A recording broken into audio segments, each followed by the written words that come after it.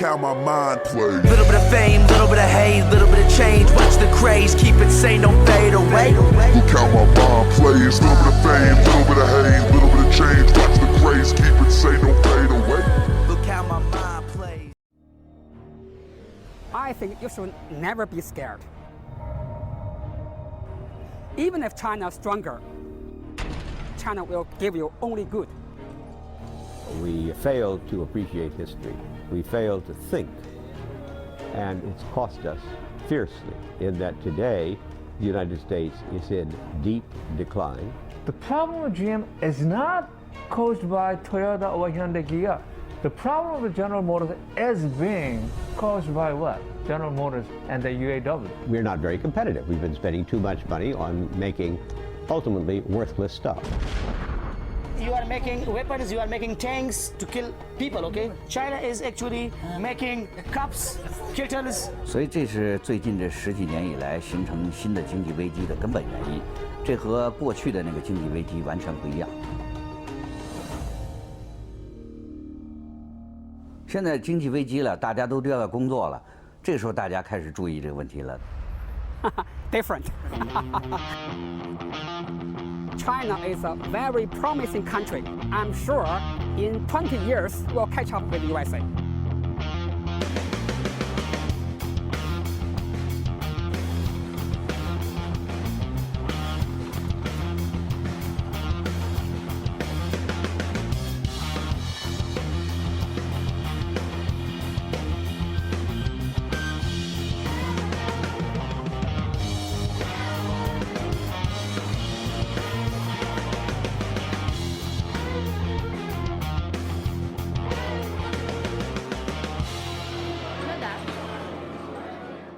The world hegemon has historically always been the world's most powerful economic nation. The United States hasn't been the most powerful economic nation for a long time now. And it doesn't look like it's going to come back.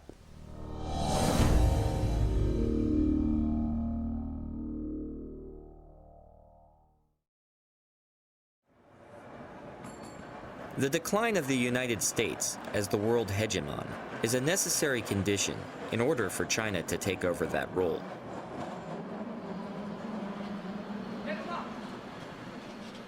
But does hegemon necessarily mean empire? Hegemon simply refers to an overarching power. By empire, then, I think it's a little bit like pornography. You know it when you see it.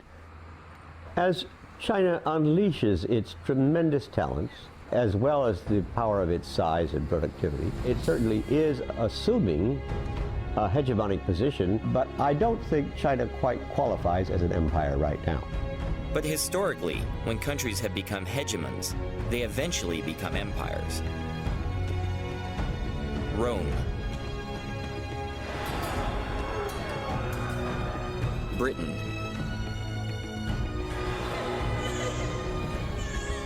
Germany,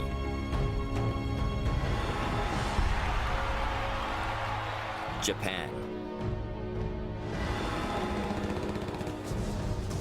Russia, and let's not forget the United States.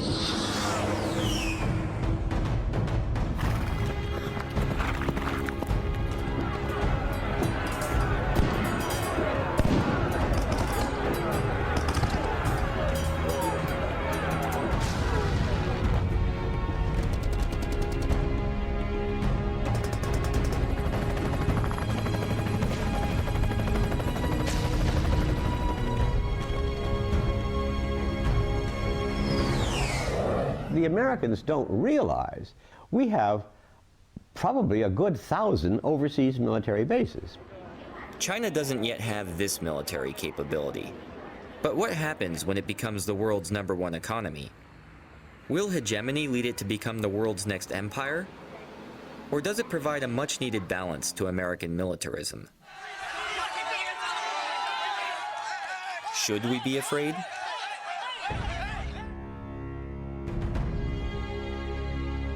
Seeing is believing. So come to China and have a look. Seeing is believing, so let's go. But not only to China. Let's go to the countries that surround China and see how they're being treated.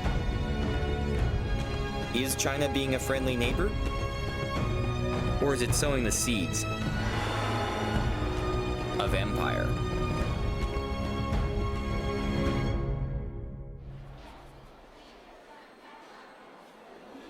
China already uses its neighbors to play big country politics. Busan, South Korea. One of the world's major shipping ports, and evidence of the successful industrialization of South Korea, whose living standards now rival those of the United States. The US considers South Korea a key ally in East Asia, and it hopes that China will help to resolve the growing nuclear threat posed by neighboring North Korea. Like much US policy, it misunderstands Chinese interests. Seoul. The nation's capital has a little more than a quarter of the country's population of 48 million. It sits precariously at 50 kilometers from the demilitarized zone, separating the two sides, in range of the North's artillery. Threat of Seoul's all-out destruction in the event of further conflict has helped maintain this status quo for 5 decades. Just how serious a threat is North Korea's development of nuclear weapons?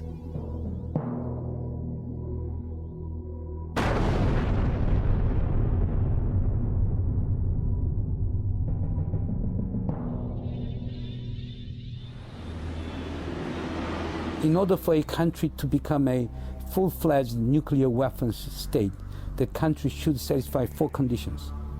The first condition is the possession of nuclear warhead.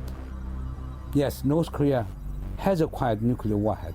Second, it should have delivery capability. North Korea has a delivery capability. It has intermediate range ballistic missile, Nodong-1 and Nodong-2. It has a short range missiles such as Scud B and C. Third, nuclear testing.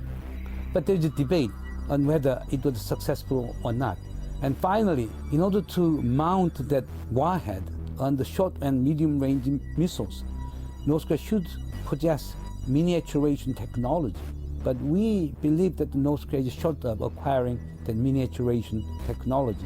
In view of that, we can argue that North Korea is a very dangerous country with potential nuclear weapons capability, but we cannot regard North Korea as de facto a full-fledged nuclear weapons state. I don't find the Korean situation unstable. I've never felt that there was a threat from North Korea. I've never thought for a minute there was a single North Korean that was even slightly suicidal.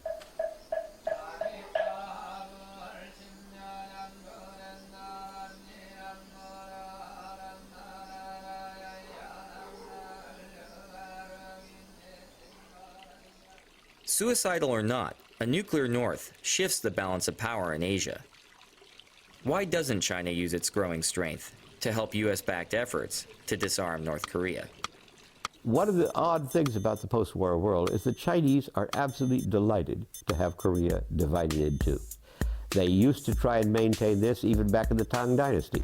Korea was often structurally divided into different kingdoms with different support from the Chinese because it led to structural weakness, inability to stand up to a Chinese domination. Their policy is to prevent war and prevent the unification of Korea. 那个北韩啊，是中国政府手中的一张重要的牌。我们都知道，马菲亚的教父都会衣冠楚楚的，假装正人君子一样。那他需要出去扔炸弹，需要动刀子，需要开枪的时候用谁呀？他需要一个马仔。所以实际上，你看这些年来，北朝鲜扮演的就是这样一个角色。Initially, when let's say let's go back to the January and February 2003, what the Bush administration wanted was, press China in such a way that China would impose sanctions on North Korea. China didn't want it. If you're going to work on Korean nuclear issues, you have to understand the Chinese context, and the fact that South Korea is rich is fine. But if Korea were unified and this rich, it would be the size of former West Germany. That's getting to be a little too big for Chinese comfort.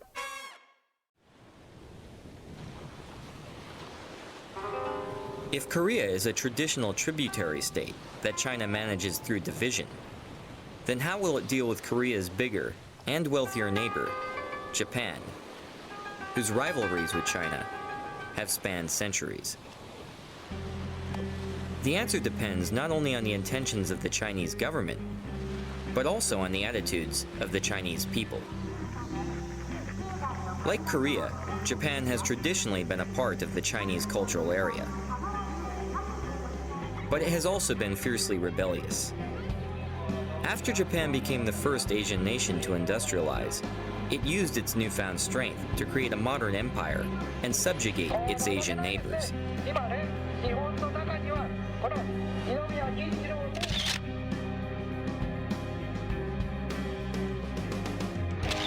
Committing heinous war crimes and killing approximately 30 million Chinese throughout Asia. Understandably, there exists a strong current of anti-Japanese sentiment among many Chinese today. Although Japan was defeated in World War II, it went on to become the world's second largest economy. China, however, is now on the verge of surpassing its old rival.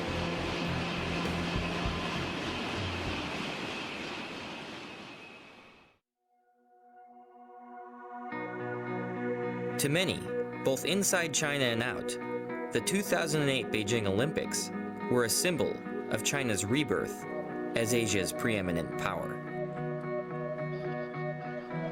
As part of the Beijing Olympic torch relay, the Chinese decided to bring the torch to Nagano, Japan, home of the 1998 Japanese Olympics. Perhaps as a message to the world that the Middle Kingdom was about to eclipse the land of the rising sun. Along with this message came a tremendous display of nationalism in the form of thousands of young Chinese. Many received encouragement and even financial support for their travels to Nagano from various Chinese consulates throughout Japan.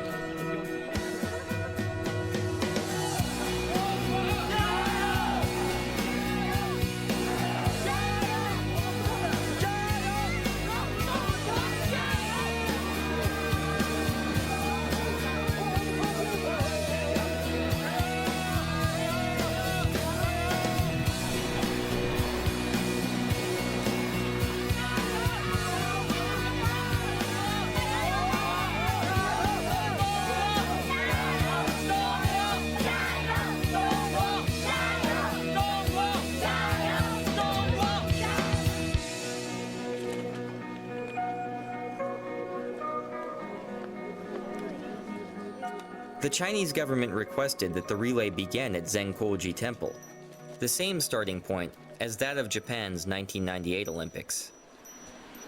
Actually, the Olympic Games is a very good opportunity for China. Most of the students in China view it as a great opportunity for us to present ourselves. However, days before the torch run, the temple announced concerns about the treatment of fellow Buddhists in Tibet at the hands of the Chinese, and refused to host the Chinese torch.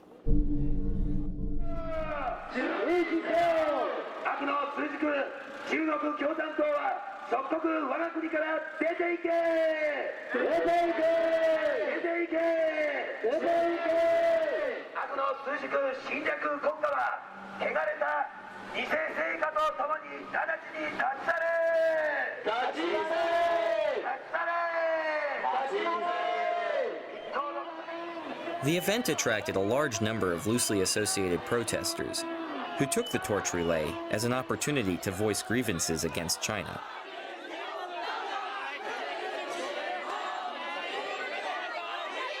Generally, we don't like the protesters because they try to insert political implications to this non-political event.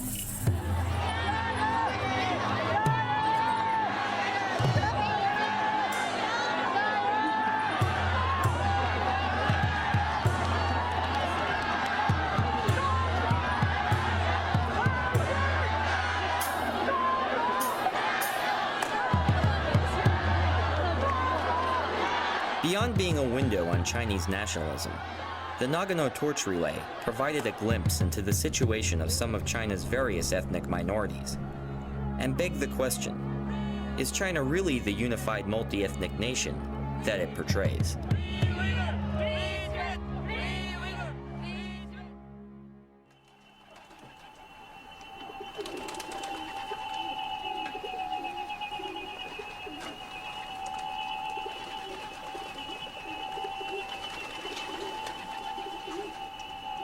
In China's idea, from ancient to until now, we stress harmonious. Harmonious. You know Confucius, Kongzi, Confucius? Yeah. From his period, 2,000 years ago, he teaches us, be friendly. No matter where you come from, all corners of the world, we are one family. We are friends. The Olympics provided an opportunity to see if the harmonious society was a reality or simply propaganda. We headed to Xinjiang, meaning new territory, to watch the Olympic torch relay in Kashgar.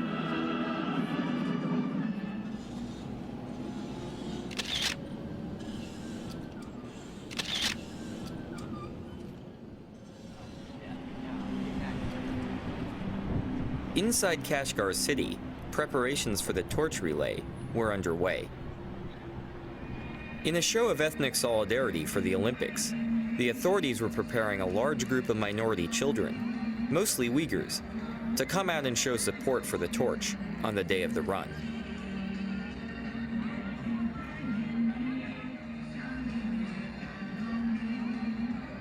The event itself, however, was sealed off from the public.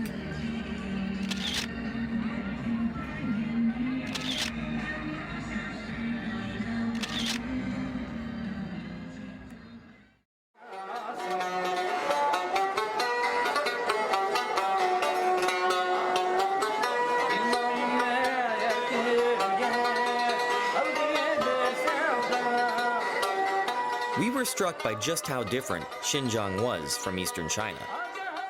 And we wanted to know more. Specifically, just who were the Uyghurs? Well, to begin with, they're Central Asians of Turkic origin, and they're Muslim.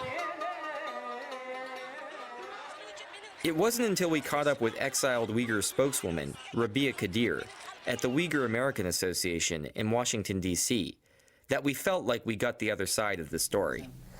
İsmim Rabia Kadir, milletim Uyghur, ziminimnin ismi Şarkı Türkistan. Mening ziminim 1949 yılı Xitay hükümeti tarafından, Xitay diktatorları tarafından besip elingan. Xitay hükümeti biz sizlerni azatlık çıkardık, Manjulardan azatlık çıkardık, militaristlardan azatlık çıkardık. Sizlerni en baxtli kılımız, biz sizlerge yardım kılımız, sizler şundaq sanatkar, pakiz, güzel milletken sizler şundaq hoşal kılımız dep şunçilik va'dalarni bergetdi. Lekin u bergen siyasetleri fakat qog'oz yuzida qilib, Xitoy butunlay o'zgacha shu Abdunum rayon degan ism bilan qolib qoldik va bergen siyasetlerini yolg'on qilib uning aksinchisiga ijro qildi.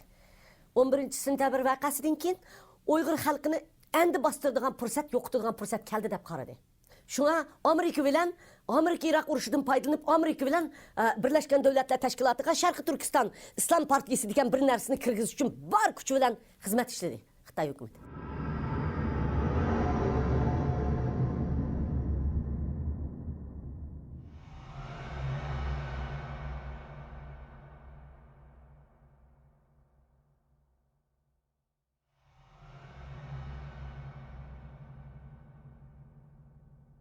U maqsadını amalga oshirdi. 这个责任在布什政府，中国政府从来都有这样的企图，但是一般来说，西方国家是不会跟他在这方面合作。可是非常不幸的是，布什政府居然鼓励了中国政府，就是把新疆的这个反对派列为恐怖组织。我想这是非常不公平的。Biz faqat mushlarning yordamiga erishyapmiz. Lekin Xitoy bizni bularga terrorist ko'rsatyapti. Ularga bizni g'arbparast ko'rsatyapti.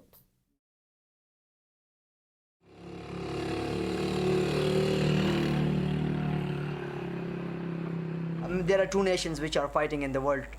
One is America, one is China. So America is using brutal way, which is war. and there is a lot of losses. And China is using a peaceful way and civilized way where there is no loss.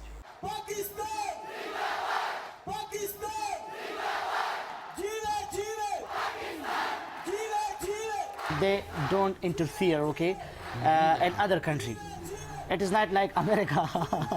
It is not like America who interfere in the entire world.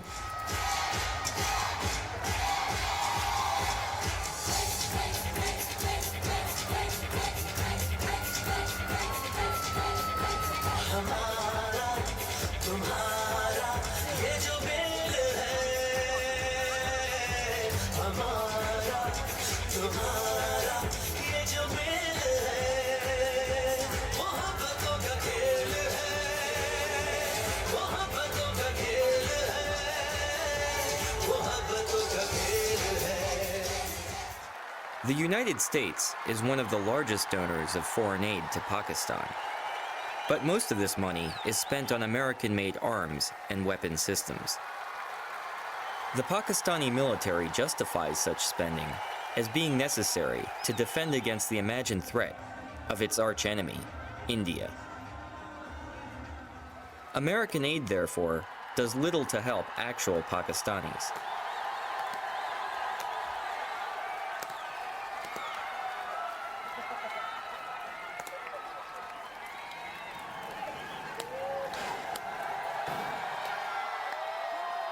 Fortunately for the Pakistanis, there are other nations that have undertaken development projects that have contributed greatly to the infrastructure and quality of life in Pakistan.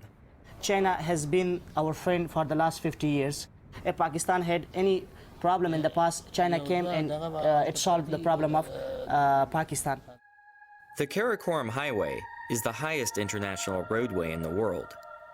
It runs over 800 miles from Kashgar in western China to Islamabad, Pakistan. The KKH is a joint venture between China and Pakistan that provides a vital link between the two countries. A quiet graveyard just off the highway commemorates the 82 Chinese workers who lost their lives in Pakistan during the 20 years it took to complete the construction of the KKH.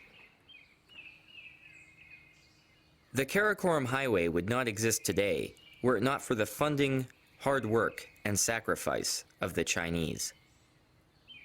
Before the construction of KKH, the people of northern areas led a very poor life.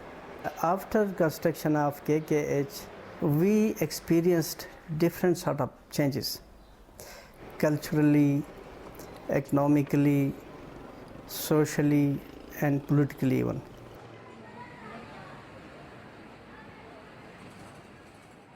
Our northern areas, there is no industry, only jobs, little jobs, and small homemade things. China is the only one of the country who provide the very cheap stuff for our people. We are 6 hours drive from our border to China, so easily we are going to. China is so near for us, so we want to business with China. In addition to inexpensive consumer goods, Chinese technology is also brought to Pakistan through the Karakoram.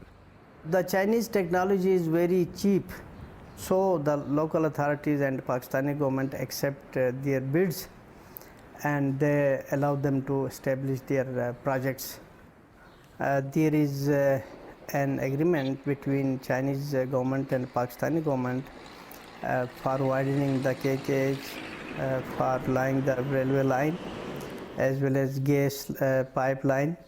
So the local population is very happy. They will benefit it.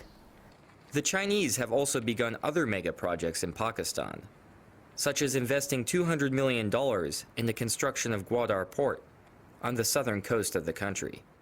Gwadar is considered by the Chinese as their avenue to a warm water port. A port which is strategically close to where oil supplies go through, a port which gives them access to the Indian Ocean and the Arabian Sea, a port that they can use as a trade corridor. So there's the whole idea of linking Gwadar through Balochistan, onwards up through northern Pakistan, through the Karakoram Highway, going on through Xinjiang and onwards into Central Asia. While most of these plans have yet to become reality, they reflect the ongoing and serious interest of the Chinese in maintaining close ties with Pakistan.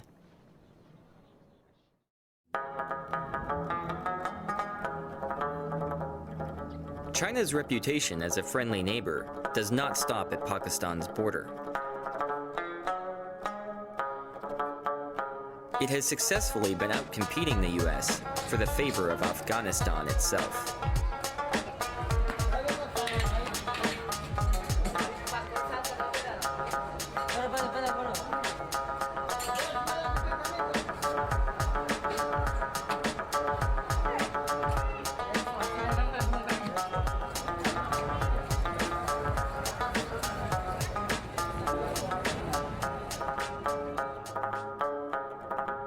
After nearly 30 years of war, abandoned artillery litter the landscape of Afghanistan like tombstones marking the graveyard of empires.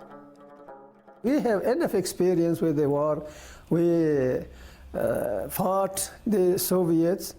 At the end, that superpower was broken.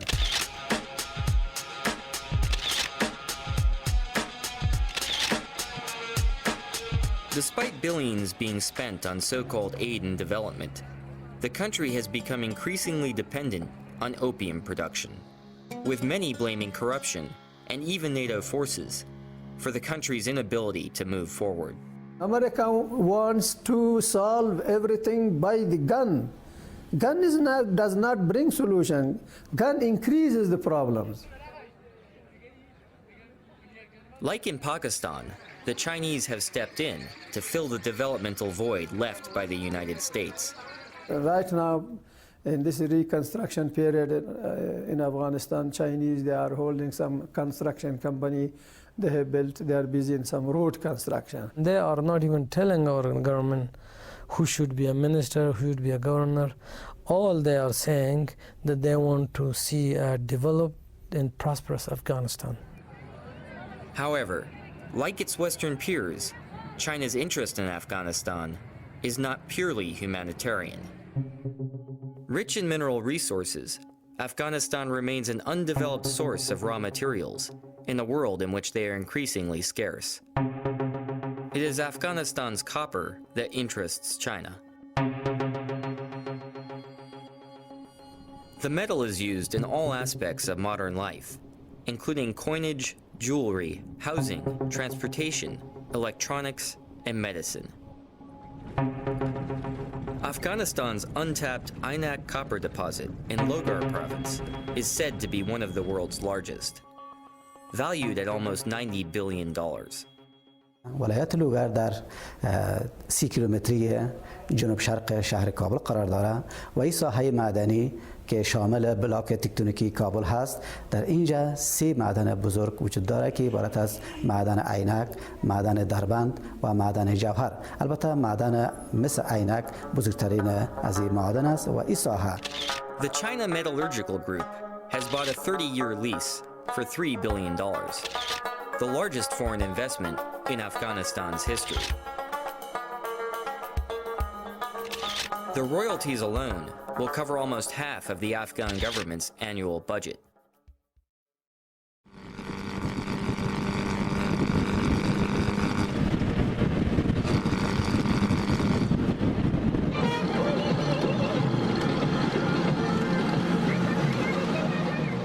India, home of 1.2 billion people.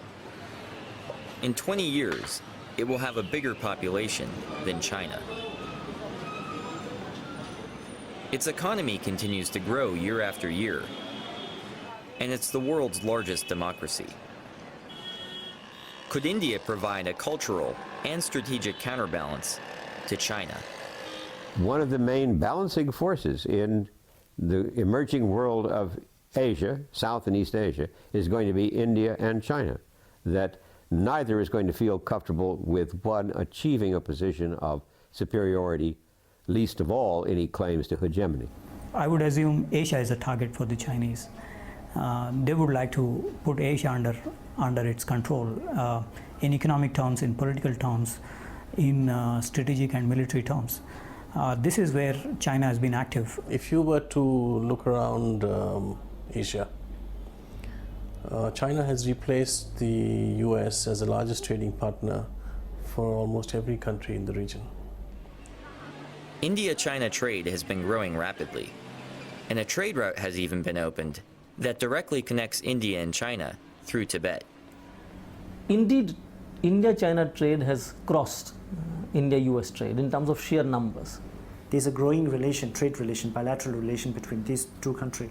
I think that gives Chinese a certain power, which people will look over their shoulder twice before they do or say something that gets Beijing upset. Chinese have committed a lot of atrocities, and they've been allowed to get away with it because they've been isolated for so long.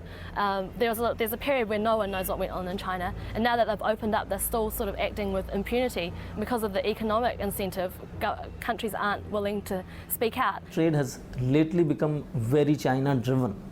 India is always very careful about the Tibet issue and also with its with its relation with China.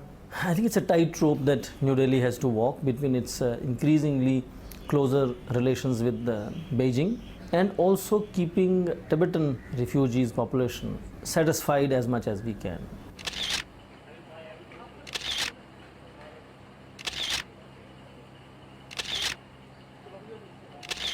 In March of 2008, there were protests across Tibet before the Chinese hosted the Olympics. Many Tibetans in India decided to show their support by marching towards Tibet.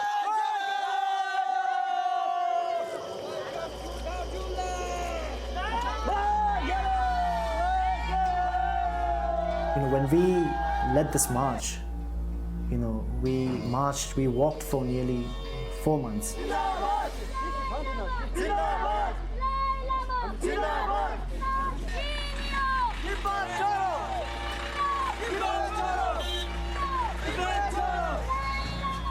Indian central government, they have sent us an order saying that you can't move out of this district, Kangra district. India will not allow Indian territory to be used by any Tibetan protesters to undertake any political activities. At Beijing's request, Delhi had its own police enforce the wishes of the Chinese government by cracking down on the protesters. Yeah, China is very clever, and it can use any country for their own benefit at any point of time. So when we were reaching the district border, very early morning, the police stopped us. So from our side, because we were trained, what we did was we sat down on the road in the middle of the road, and we started praying. And some people were crying, and we all got locked ourselves. We started praying, and that made it impossible for them to get angry. And they have their own responsibility. They have their duty to perform. They have to arrest us.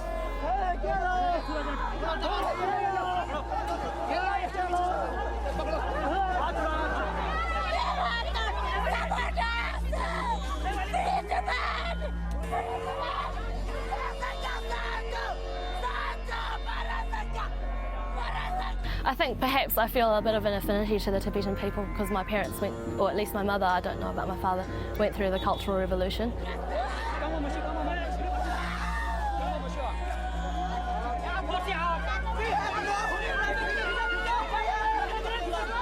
It's just weighing on me a little bit because everyone thinks I'm Tibetan when I'm here, which is lovely because I've really grown to love the Tibetan people.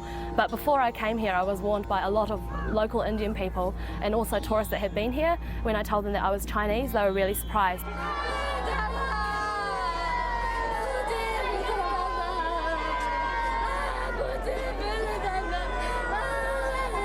Some people were actually saying quite extreme things like that. People might think I was a spy from China, and that people would react negatively here. They would get angry with me, and if I'm not angry, then they would be staring at me and they'd make my stay here very uncomfortable.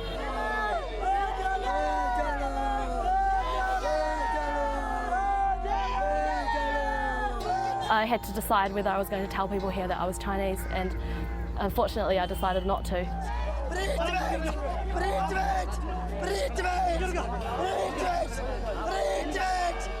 And I think that was a mistake because I think they would have accepted me fine. Like they've got friends in Tibet that are Chinese, and they're very open and welcoming of Chinese people, because that's what the Dalai Lama teaches them, to show compassion to everyone, your enemies and your friends.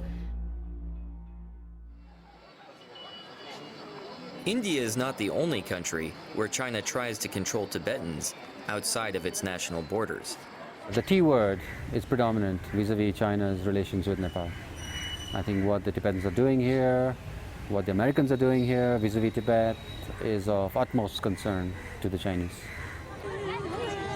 It's pretty clear that the Tibetan protests, the Chinese don't like it. They're extremely sensitive to this, and that sensitivity is very easily brought to bear on the Nepal government. For 10 years, a bloody civil war raged across Nepal as Maoist rebels took up arms against the king, and the Maoists gained popular support. After the king was forced out of power in 2008, the Maoists were elected to run the new government. The party's name is a clear tribute to China's Chairman Mao. 实际上，他们不但是从意识形态上是毛泽东的那派别，而且他们一直在那个财政上和武器装备上都得到中国政府支持。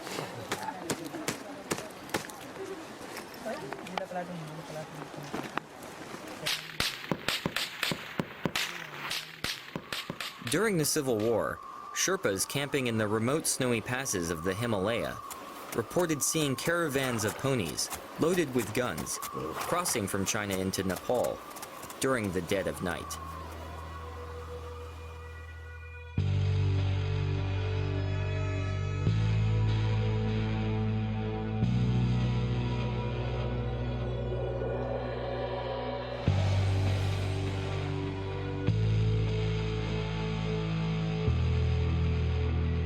Maoists stormed the offices of the Nepali Times and physically assaulted Kunda Dixit and his staff in an attempt to silence the press. China was able to benefit from the Maoists' willingness to destroy the freedoms of expression in Nepal. In response to pressure from China, Nepal agreed to ban all anti-China activity on its soil.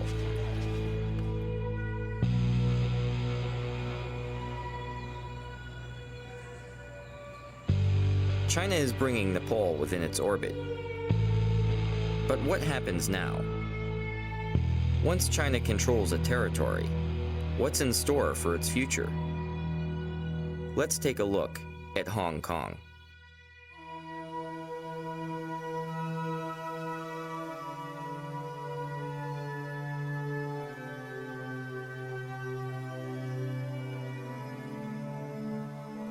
Hong Kong is one of the world's most developed cities.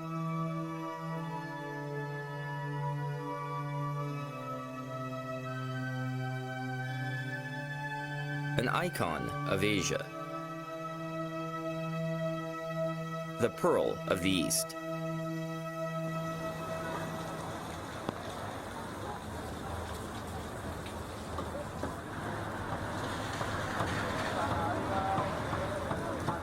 Hong Kong has also long been at the center of imperial disputes. It was taken by the British Empire from the Qing dynasty after the First Opium War. 过去英国的统治能在那儿存在好几十年，是因为中国经济上的需要。因为当时西方的很多工业设备和那个先进的技术是禁止卖给共产党国家，那么香港成为中国转手购买西方技术和西方的产品的一个重要的那个基地。 这是保留香港的最重要的那个原因。After reunification, the Chinese promised to preserve Hong Kong's highly successful laissez-faire economy and its political autonomy, rule of law, and Western-style civil liberties, under a paradigm that would be dubbed one country, two systems. If you went to bumping into one Hong Kongese on the street, or ask some kind of human rights of activities in Hong Kong, what's the most sensitive test of a one country, two system is Falun Gong issue. The Falun Gong is a modern Chinese spiritual practice that was founded in China in 1992. Our main principles are three words: truthfulness, compassion, tolerance. And we believe that's the principle that the entire universe operates under. Its explosive popularity scared the Chinese Communist Party. On the 20th of July, 1999, it was banned, and a brutal campaign of persecution began in the mainland.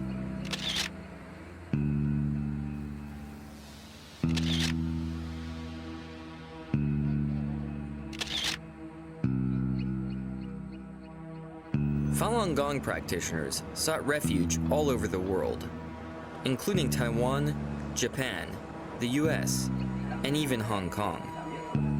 Compared to China, Hong Kong remained an island of tolerance for the Falun Gong. Even today, as busloads of tourists from the mainland come to visit Hong Kong and take in the view from Victoria Peak, Falun Gong practitioners are free, under Hong Kong's constitution, to peacefully demonstrate in support of their beliefs, including displays about human rights violations by the Chinese government. On the surface, it would appear that one country, two systems is working. Or is it? One of the issues raised when you introduce Hong Kong is whether or not the Chinese idea of one country, two systems is stable. I don't think so. Under Beijing's pressure, the Hong Kong government routinely violates its own constitution by refusing entry to Falun Gong practitioners who try to visit the territory. Every country have immigration control. They are entitled to refuse someone, no problem. But racial and religious discrimination cannot be a reason of refusing people to enter. So when we talk about one country, two systems, it's like, gradually really disappearing. Is one country, two systems starting to become one country, one system? 但是收回香港那个90年代的时候，香港在政治色彩并不浓，但是现在的香港的这个残存的民主，成为好像中国民主的一个导火索，一个重要的榜样，所以共产党现在需要消灭香港的民主。 Teresa Chiu herself was deported when she attempted to visit. Chinese leader Hu Jintao was visiting there. We have 1,000 Taiwan Falun Gong practitioners, from 6-year-old kid to 80-something aged old lady, were violently repatriated from Hong Kong to Taiwan. In detention room, we have no water, no refreshment, no place to rest. They use some kind of blanket, wrap me like this way, from here, until below the knees.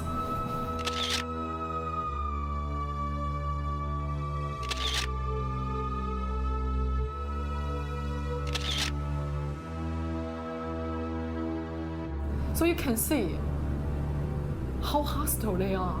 It's not like a free society. It's not like a pearl of the East. Why?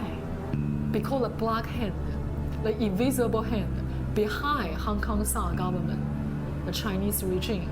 当中国进行经济改革，西方对中国开放那个出售技术和产品的时候啊，香港存在的意义就不大，所以中国要收回香港。我想香港的民主可能在未来10年中会逐渐消失。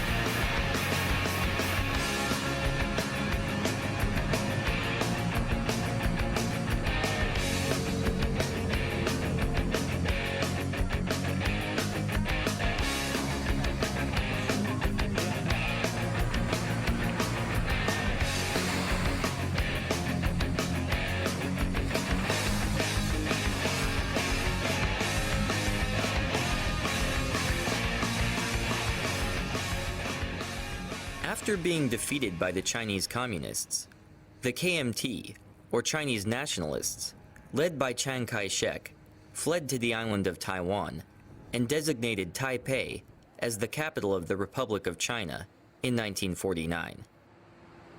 The KMT ruled the island under an oppressive authoritarian regime,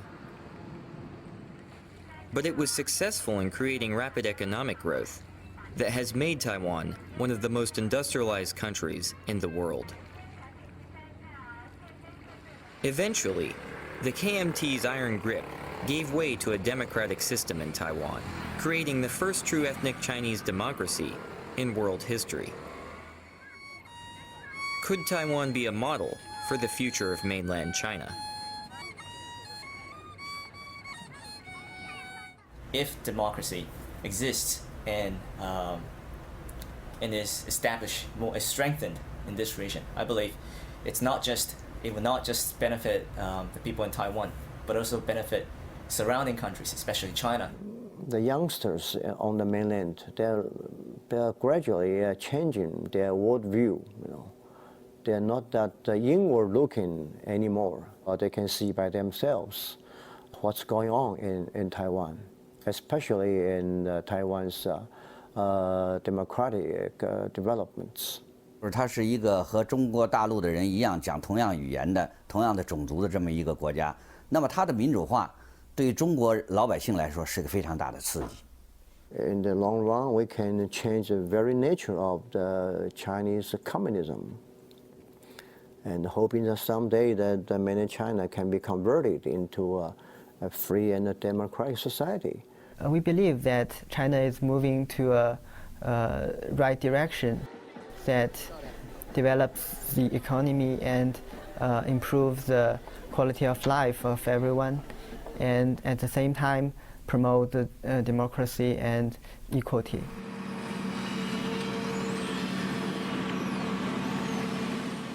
As the Chinese economy has grown, a process of normalization between Taiwan and the mainland has begun. I hope that the mainland and Taiwan could come together to work out a better system and also be more connected. Investment, trade, and political exchange have grown at a rapid pace. This is a very critical moment for us to develop a healthy and better relations with Chinese mainland. But is this ultimately good for Taiwan? Or does economic integration with China pose a threat to Taiwanese democracy? 共产党使用了很多，除了武力的压力以外，还使用了这个金钱的引诱，引诱台湾的商人到大陆去，给他们特殊优惠的政策做生意，让他们赚大钱，回过来头来再来影响台湾的政府。我想这种形式呢，对台湾的民主政权是个巨大的考验。怎样保持自己的民主政权不被共产党吃掉？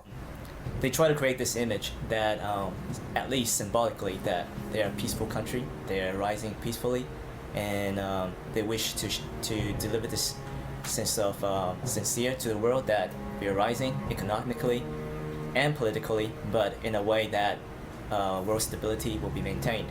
We need to accept that China become really a big power in the world, but the problem is that what kind of China we want in the future, in the 21st century.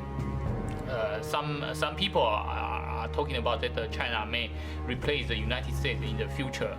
But if this China is an authoritarian China, I don't think it's really a very good thing for the world, for the humanity. Being a big country, being a big, strong country, United States of America should mount pressure on the Chinese government. If the West really wanted to speak up, it would, but it chooses not to because our products come from China. We rely on China's economy. We never ask ourselves, what do we do, however, if they get really so rich that they're richer than we are, and that we are making ourselves utterly dependent upon them. The world is relying on China a lot at the moment, and it's too afraid to really speak up for Tibet or for any of the other issues. I believe that the international community should continue to talk about the human rights problem, the democracy in China. If not, I believe you are just helping to create a new empire, and I believe it's not good really for the 21st century.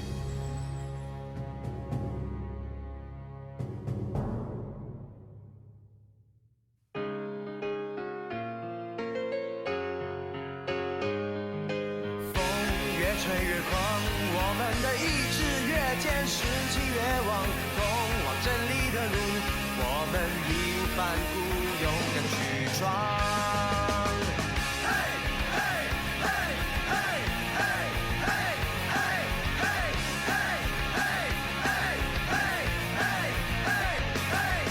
崎岖的路，我们不怕苦，我们只在乎吹起逆风的时候，是否卖力地挥动翅膀？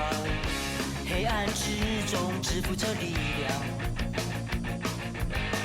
浑身是伤，咬牙坚强，也要捍卫着希望。只要相信，就有胆量，团结一致，绝不退让，肩并肩，倔强的大声唱。风越吹越狂，我们的意志越坚，士气越旺，通往真理的路，我们义无反顾，勇敢去闯。风越吹越狂，我们的步伐更向前跨，意志更坚，士气更旺，逆境中停止北方。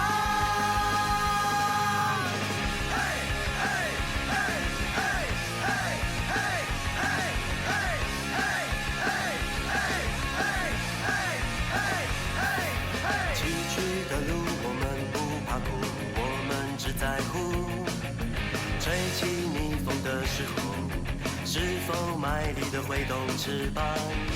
黑暗之中支付着力量，浑身是伤，咬牙坚强，也要捍卫着希望。只要相信，就有胆量，团结一致，绝不退让，肩并肩，倔强的大声唱。风越吹越狂，我们的意志越坚，士气越旺，通往胜利的路，我们义无反顾，勇敢去闯。风越吹越狂，我们的步伐更向前跨，意志更坚，士气更旺，逆境中停止北方。风越吹越狂，我们的意志越坚，士气越旺，通往胜利的路，我们义无反顾，勇敢去闯。风越吹越狂，我们的步伐更向前跨，意志更坚，士气更旺。